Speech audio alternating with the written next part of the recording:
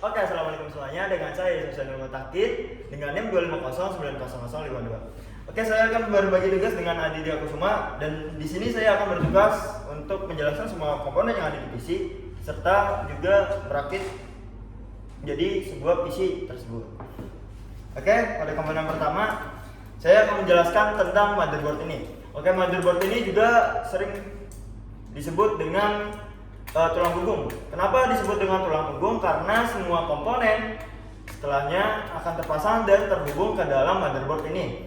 Jenisnya pun berbeda-beda. Biasanya berbedanya dalam hal ukuran, ada di seri ATX yang memiliki ukuran besar dan ada juga jenis micro ATX yang memiliki ukuran sedang dan juga jenis mini ATX yang memiliki ukuran yang mini. Ukuran motherboard ini yang akan membedakan seberapa besar casing yang akan kita pasang dan perlu diperhatikan juga soket dalam motherboard ini biasanya harus disesuaikan dengan prosesor yang kalian beli. Oke, berikutnya ada komponen yang bernama CPU. Nah, CPU ini walaupun bentuknya kecil namun powerful. Nah, komponen ini juga memiliki fungsi penting pada komputer, yaitu sebagai otak komputer yang mengeksekusi semua perintah, perhitungan maupun proses berpikir. Jadi CPU ini penting sebagai penentu seberapa responsif PC kita. Jenis yang populer di pasaran ada dua jenis, yaitu AMD dan Intel. Oke, yang ketiga ada RAM. Nah, komponen ini biasa juga disebut dengan Random Access Memory. Nah, RAM ini juga bisa disebut dengan meja kerja ya. Kenapa? Karena saat kita membuka aplikasi atau game data, yang dibutuhkan akan diletakkan sementara di RAM agar bisa diakses dengan super cepat oleh CPU. Nah, semakin besar kapasitas RAM, maka akan semakin luas meja kerja kita. Jadi, kita bisa membuka banyak aplikasi sekaligus tanpa lemot. Untuk jenis yang biasanya dipakai di pasaran adalah DDR4 dan DDR5. RAM ini sifatnya sementara ya, jadi data akan hilang kalau PC dimatikan. Komponen selanjutnya ada storage. Nah, storage ini jika RAM ibaratkan sebuah meja kerja, maka storage ini adalah lemari arsip permanennya. Jadi fungsi dari storage ini sebagai penyimpan semua data kita dalam jangkauan panjang. Dan mengapa disebut sebagai lemari arsip permanen? Karena meskipun listrik padam, data-data di dalamnya masih tersimpan dan tidak hilang. Storage ini pun ada berbagai macam, diantaranya ada hard disk, ada SATA SSD, dan ada NVMe M.2 SSD. Oke, jadi komponen yang terakhir ada GPU. Nah, GPU atau sering disebut dengan VGA ini adalah komponen yang berfungsi untuk menghasilkan semua tampilan visual yang muncul pada layar monitor. Ibaratnya seperti mata atau pelukis digital PC kita. Untuk penggunaan kantor, biasanya GPU bawaannya sudah lebih dari cukup, namun jika user ingin bermain game atau editing, biasanya disarankan untuk menggunakan komponen ini. Di pasaran, GPU didominasi oleh dua merek, yaitu Nvidia dengan seri GeForce RTX-nya dan AMD dengan seri Radeon RX. Kita lanjut ke komponen berikutnya, ada heatsink ya. Di sini heatsink memiliki fungsi yang sama seperti dengan kipas yang kalian semua kenal, yaitu memberikan suhu dingin pada prosesor agar kinerja dari prosesor tetap stabil dan suhu panas yang dimiliki prosesor dapat dibuang melalui heatsink ini. Yang berikutnya ada PSU. Mungkin komponennya ini mungkin terlihat sepele ya, namun fungsinya lebih besar dari yang kalian bayangkan. Ibaratnya PSU ini adalah jantung dari PC kita. PSU menarik listrik dan mengubahnya menjadi daya yang stabil untuk dialirkan ke semua komponen yang terpasang. Jenis PSU ini biasanya dibedakan berdasarkan total daya atau wattnya, misalkan 650 watt, dan sertifikasi efisiensinya seperti 80 plus bronze atau gold. Teman-teman ingat, jangan pernah meremehkan PSU ya, karena jika membeli PSU yang kurang baik dapat merusak komponen-komponen mahal kalian. Jadi saya sarankan untuk membeli PSU yang baru. Nah, jangan beli PSU bekas karena bisa dapat merusak komponen-komponen mahal. Komponen terakhir ada casing ya teman-teman. Nah, ini teman-teman, apalah daya jika komponen sebelumnya kalian siapkan dengan matang, namun kalian tidak membeli casing. Casing ini berfungsi sebagai tempat untuk menampung komponen yang telah dirakit. Jadi jenis casing ada banyak sekali, mulai dari ukuran, desain, dan material. Yang terpenting, pilih casing yang sesuai dengan ukuran motherboard dan selera kalian. Oke, jadi itu semua adalah komponen yang ada di PC. Nah, kita langsung saja, mungkin point of view-nya akan ada di sini untuk memperhatikan saya akan merakit sebuah PC ya. Oke, kita masuk ke proses perakitan di sini. Nah, jadi kita harus punya alat obeng plus ya dengan mata pH 2 atau pH 3 ya. Biasanya umumnya pakai pH 2. Oke, kita langsung saja ke proses perakitan motherboardnya di sini. Nah, oke, kita akan memasang prosesor dulu ya. Nah, perhatikan juga kalau masang prosesor, di sini kan ada benjolan ke dalam. Nah, kanan kiri. Nah, samain juga yang ada di motherboardnya ya. Jangan sampai kebalik atau gimana, itu bisa menimbulkan rusaknya motherboard ya. Oke, kita pasang saja di sini. Masanya hati-hati. Sip. Kalau dirasa benar, kita tinggal tutup aja.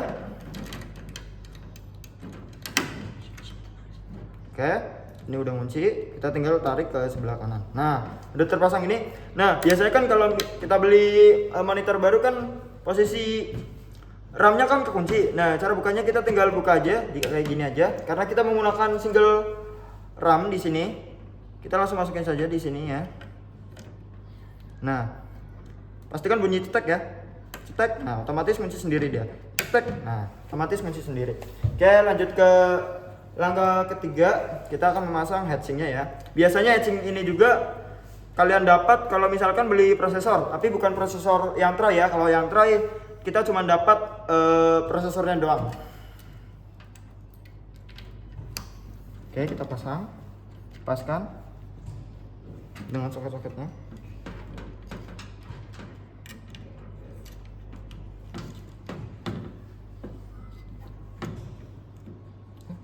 Satu dulu.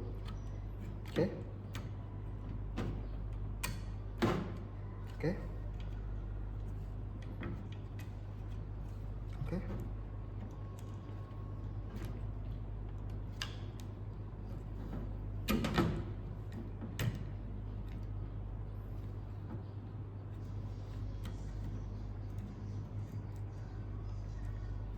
Oke. Sip.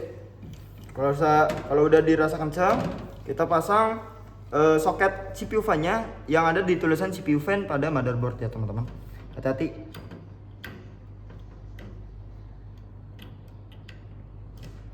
Sip, udah. Oke, kita langsung aja masuk ke, kita balik casingnya di sini.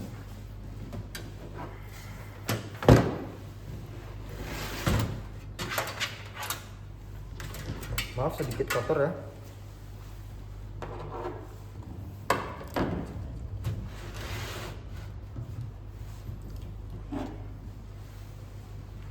Nah, oke, sebelumnya mohon maaf, masukkan PC-nya dulu mungkin ya. Ini kayak gini.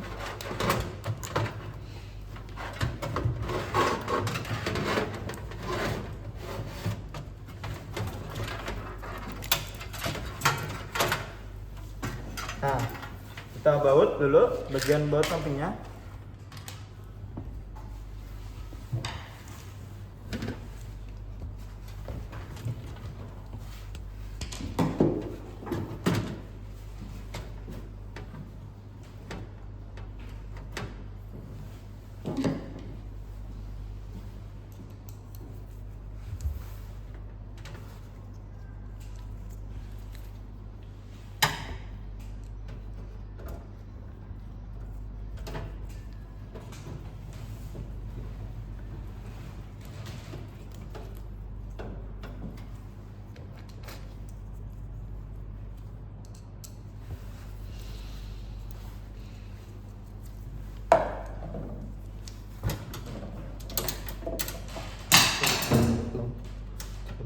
Tak cepet nanti. Pokoknya tak timelapse. Katon orang mikir itu anu. Ate. Tak timelapse kena.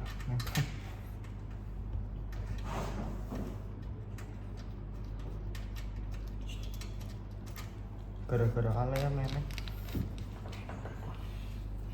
Berarti tiket kan ya full. Ora beda tiket kan tak timelapse. pun dibisukan ya. Kau mikir dia anu pul. Apa nih? Jeda. Jangan dijeda anjing. Orang jeda. Lo mikir Orang stream TikTok nih, satu TikTok kan. Jengkel bener. Ora maksudnya mau ora kabeh. Oke, berarti dilanjut terus ya. Iya. Oh tak timelapse maksudnya tak bener.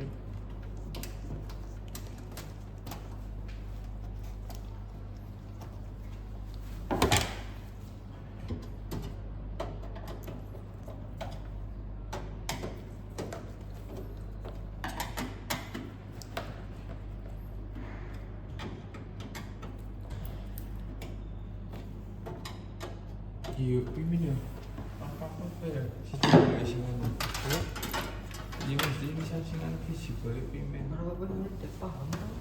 So, dia main point of view man. Orang mesti bukan.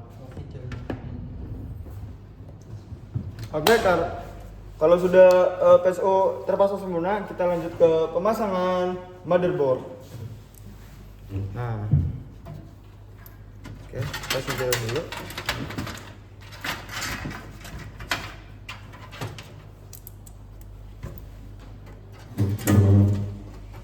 Pasin.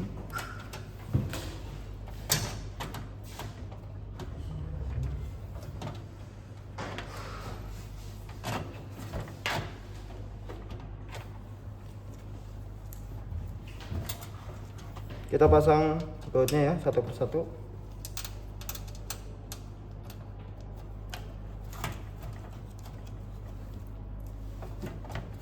Jangan dikencengin dulu ya. Jangan tak timelapse. Tanda siapa? Di banter juga pimin. Iya. Hah? Bisikan, Beb. Anak gali. Gali ini maksudnya kenapa nih? Bila jadi sedikit. Dari siapa? Orang melu goblok. Udah mau anes SW.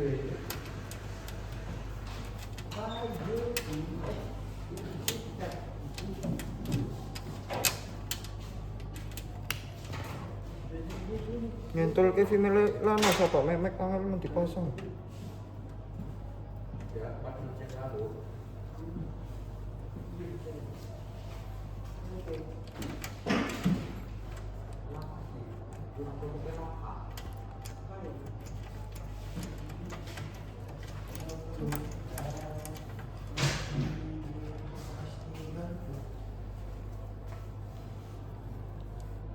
Ini putih beda-beda tuh.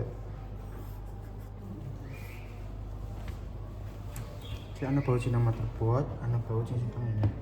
Rame. Ini beda-beda. Cincin listriknya motherboard. Kita percaya. Buat motherboard, Itu juga motherboard lagi. itu motherboard.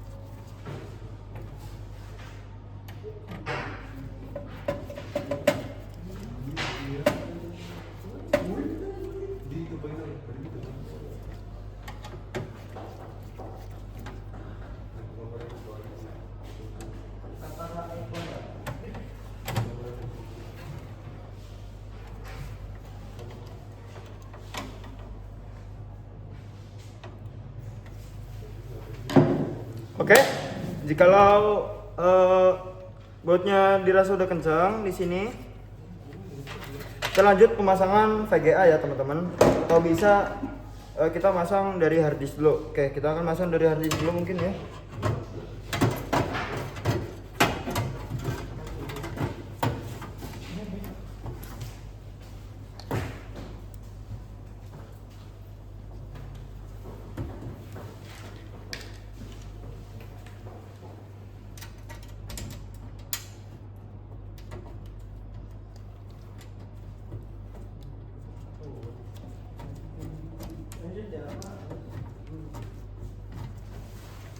Oke, jangan lupa kita pasang bautnya. Oke, setelah hard disk terpasang sempurna dan kuat, nah di sini udah kuat, kita langsung saja pasang yang namanya VGA card atau GPU-nya ya. Nah masanya juga hati-hati, di sini ada slotnya, kita buka dulu penguncinya. Nah kita pasang, kita sesuaikan. Nah sampai bunyi klak ya, klak. Nah otomatis di sini ngunci sendiri, klak. Nah, oke selanjutnya kita pasang bautnya ya teman-teman, untuk kunci yang di sini.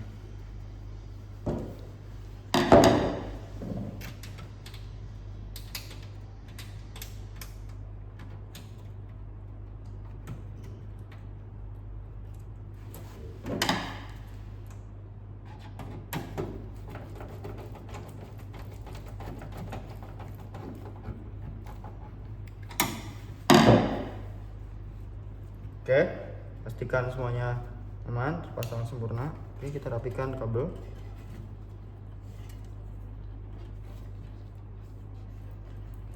Oke, sip. Nah, rangkaian terakhir yaitu menyusun kabel dari CPU ini ya teman-teman. Ya dari PSU ini ya teman-teman. Nah, kabel ini ke motherboard sini. Cara pasangnya kayak gini. Nih, yang kedua kabel yang gede ini masuknya ke sini.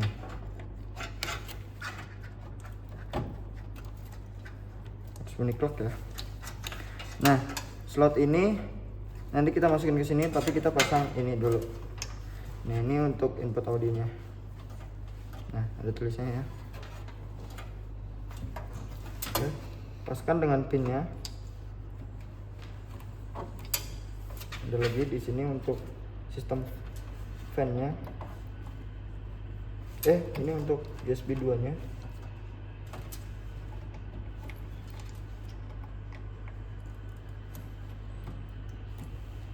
Yang terakhir untuk panelnya di sini kita lihat. Ini kita lihat di sini ada 4 ya player, berarti di sebelah sini. Kita awas masuknya, hati-hati ya. Jangan sampai pinnya bengkok. Oke, selesai sudah. Kita pasang dulu ya di sini kabel buat ke hard disknya teman-teman. Nah, kita ngambil di yang hitam ini. Oke, kita pasang lagi di sebelah sini. Oke. Yang pertama kita pasang ke ini. Oke, kita pasang sebelumnya, mohon maaf, kita pasang yang di sebelah sini dulu. Ya, kita pasang di sebelah sini dulu.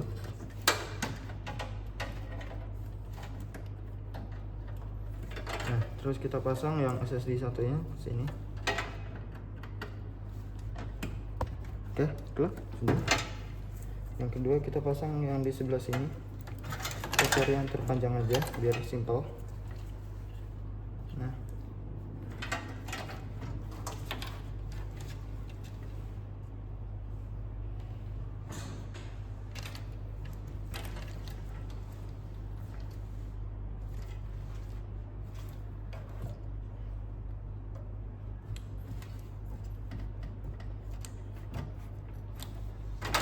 yang kedua kita pasang yang di sebelah sini ya teman-teman.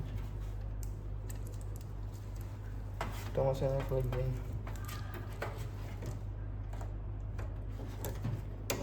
Nah, sip. Oke, benar. Karena dirasa benar semuanya, kabelnya terpasang rapi. Nah, kalau mau rapi lagi kita butuh yang namanya kabel list ya teman-teman. Dan kita merapikan kabel ini semua, jadi kabelnya terlihat rapi.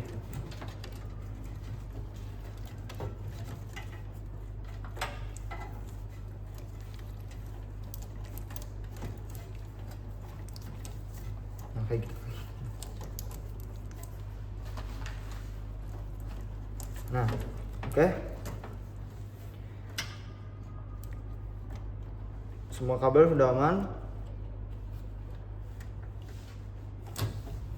Oke, kita menutup casingnya.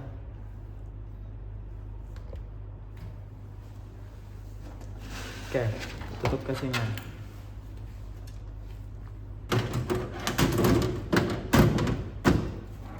Jepit.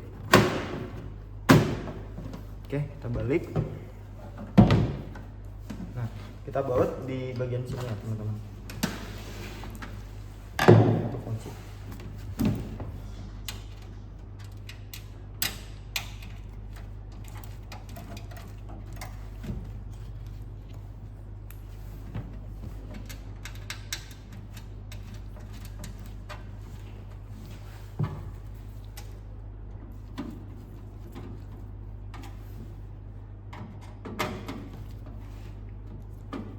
Oke, yang terakhir kita akan coba tes ya. Di sini hidup atau enggak. Oke, kita pasang dulu kabel VGA dari monitor. Nah, pasang di sini. Nah, portnya ini pasang. Oke. Tekan sangkan. Tekan sebelah sini juga. Oke, lanjut ke keyboard. Oke, ya sebelah sini warung. Dilihat juga ininya, jangan sampai bengkok ya teman-teman, jangan sampai salah masang di sini. Oke. Yang terakhir kabel powernya.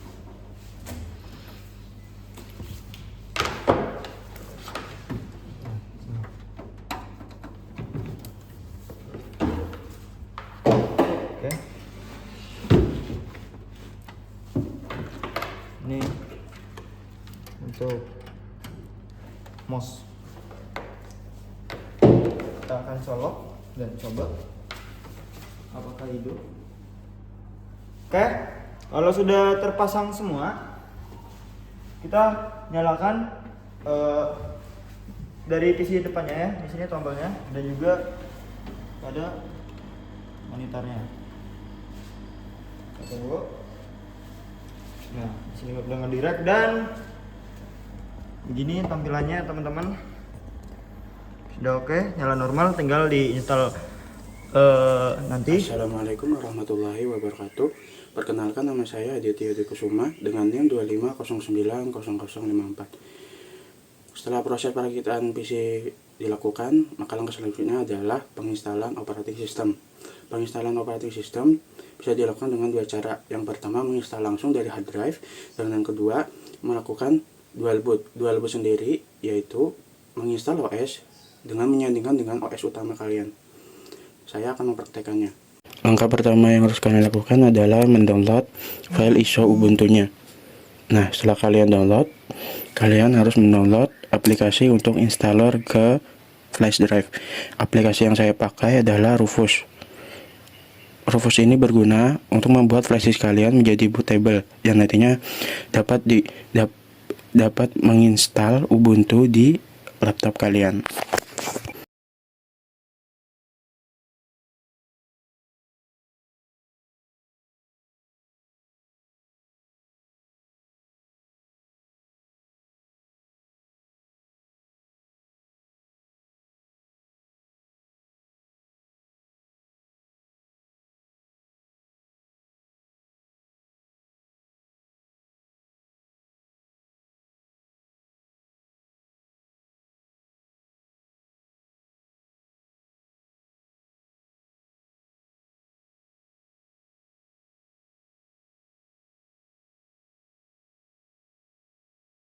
Karena saya sudah menjadikan USB drive-nya menjadi bootable, maka langkah ini saya skip ya teman-teman.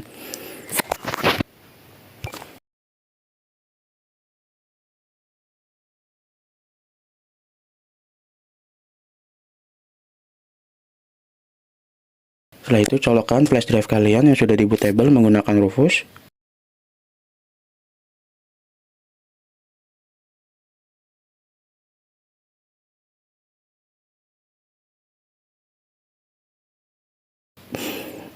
Lalu restart laptop kalian. Setelah restart, jangan lupa untuk menekan F2 untuk memasuki menu UEFI. Setelah masuk menu UEFI, arahkan menggunakan kursor panah yang ada di keyboard kalian. Arahkan ke bawah ke bagian boot. Setelah itu tekan kanan pada kursor panah kalian. Arahkan kembali kepada menu EFI. Di EFI tersebut ada tulisan Windows Boot Manager dan Limpus Lite. Buat Limpus Lite tersebut menjadi prioritas atas dengan menekan tombol F6 pada keyboard. Setelah dipastikan Limpus Lite USB bootable kalian ada di prioritas atas, tekan F10 untuk menyimpan, lalu otomatis laptop kalian akan merestart.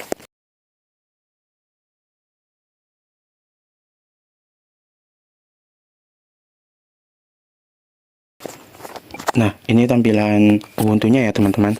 Tunggu beberapa saat sampai muncul menu preparing Ubuntu.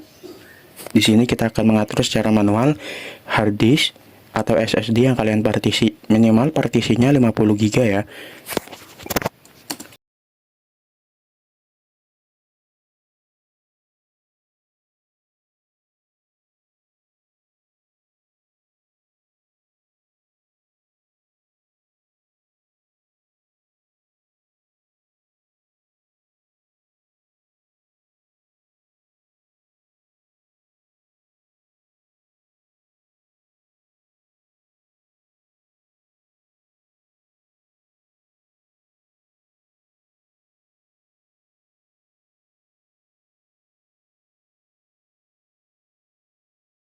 Oke, setelah muncul seperti ini, pilih English, pilih Next, pilih Next.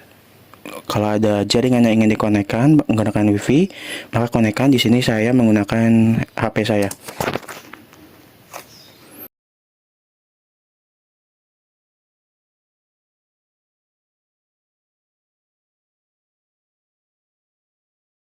Selanjutnya next. Setelah terkoneksi, lalu ada tulisan next, skip. Kita skip dulu. Kita pilih install Ubuntu, kita pilih interactive installation, kita pilih default selection. Tapi terserah kalian jika ingin extension, terserah. Lalu di bagian ini kita centang semuanya. Next. Tunggu beberapa saat sampai menu berikutnya muncul. Nah, ini yang paling penting ya teman-teman. Jika kalian ingin memilih untuk menginstal Ubuntu ini di satu drive, maka pilih erase disk and install Ubuntu.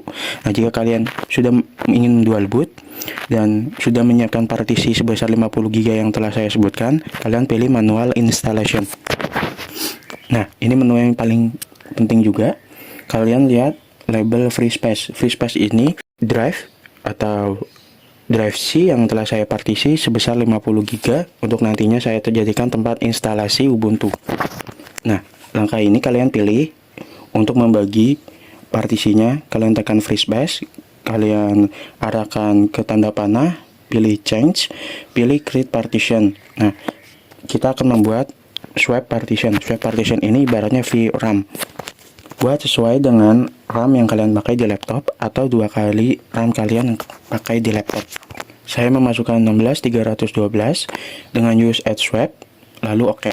Lalu yang kedua kita akan membuat partisi lainnya. Kita lakukan hal yang sama. Kita akan masukkan size sebesar 20 GB, tepatnya 2486 dengan use as ext4, lalu mount point-nya root yang ditandai dengan tanda slash ya. Lalu selanjutnya kita membuat partisi home. Kita semuakan saja sisa dari free space yang tadi sebesar 16889 dengan use add-nya juga sama ext4, lalu mount point-nya home.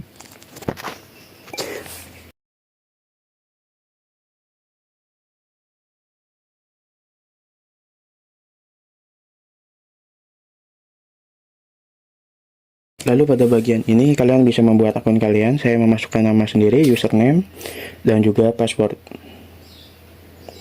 Setelah berhasil diverifikasi, kita next.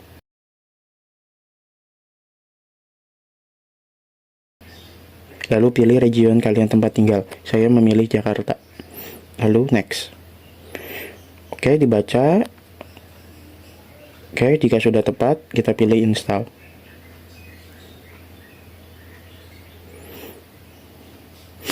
Tunggu beberapa saat. Proses ini mungkin memakan waktu sekitar 10 menit atau 15 menit tergantung kualitas SSD kalian atau hard disk kalian ya.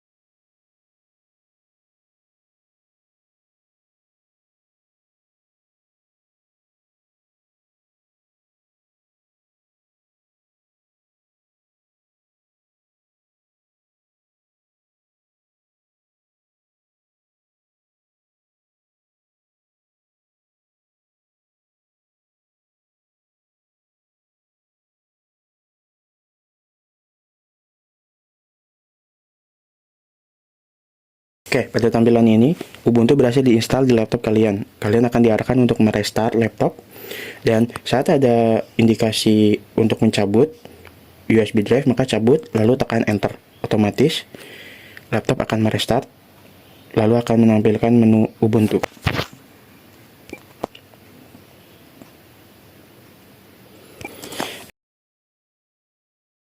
Dengan tampilan seperti ini, Ubuntu kalian berhasil diinstal. Kalian pilih Ubuntu untuk masuk ke dalam desktop Ubuntu.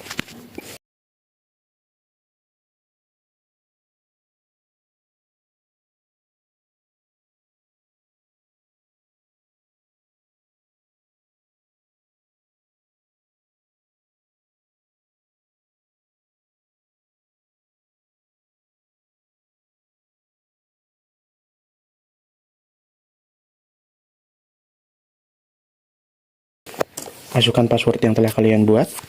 Nah,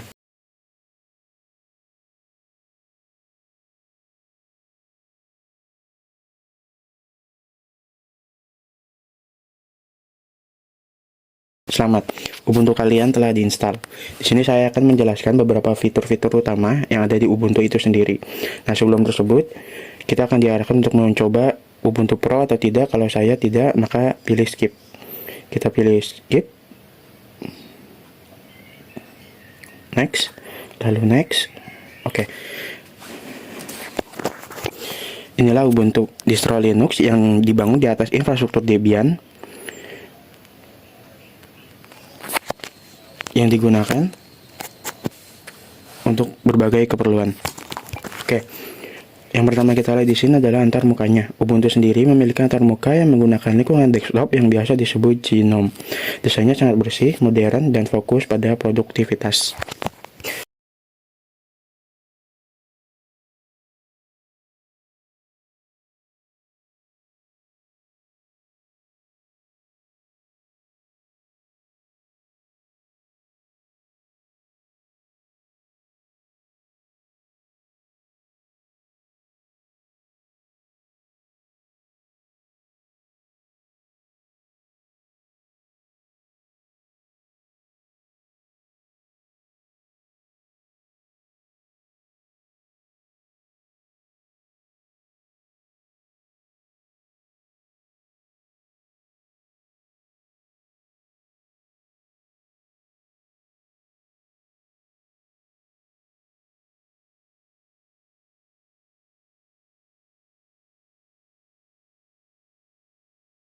Lalu di sebelah kiri ada dock.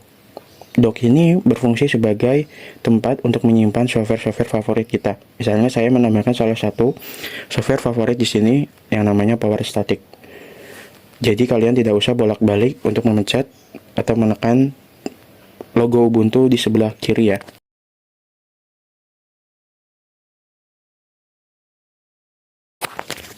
Lalu fitur yang tak kalah penting ada terminal. Terminal di sini digunakan untuk menjalankan perintah yang akan berkomunikasi langsung dengan sistem. Di sini saya mencoba perintah man sudo root.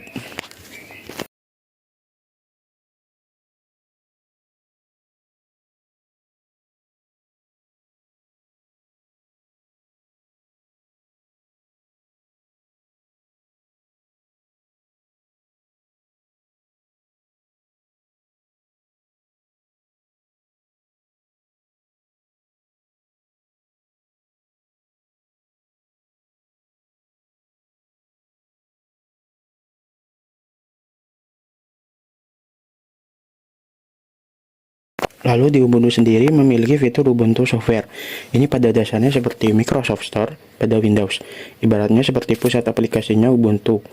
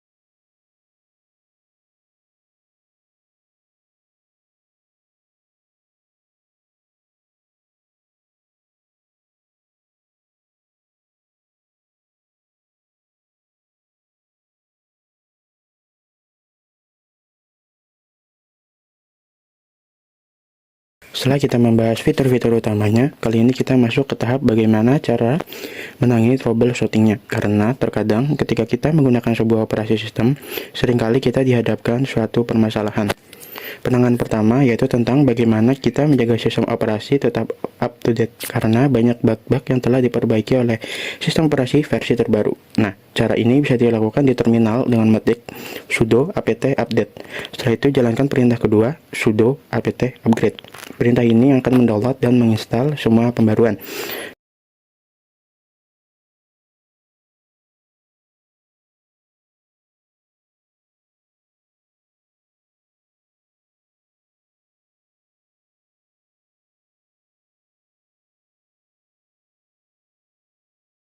Yang kedua, terkadang ketika kita menginstal sebuah aplikasi, proses yang terjadi gagal. Lalu, bagaimana penanganannya? Kalian bisa ketikkan sudo apt garis miring 2 kali, fix garis miring broken install.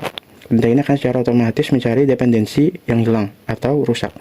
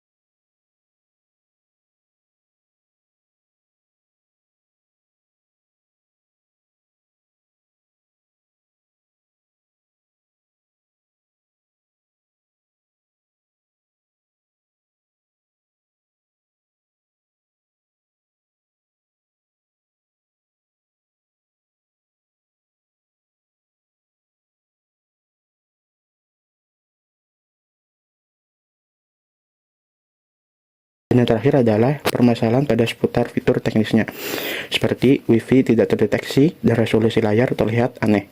Penanganannya, kalian bisa mencari software and update di menu, lalu pilih additional drivers. Nah, jika perangkat keras kalian membutuhkan driver yang bukan open source, maka pilihannya akan muncul di sini, dan kalian tinggal klik apply change, lalu restart komputer Anda. Oke, sekian saja langkah-langkah yang telah saya praktekkan. Semoga bermanfaat. Kurang lebihnya mohon maaf. Terima kasih. Wassalamualaikum warahmatullahi wabarakatuh.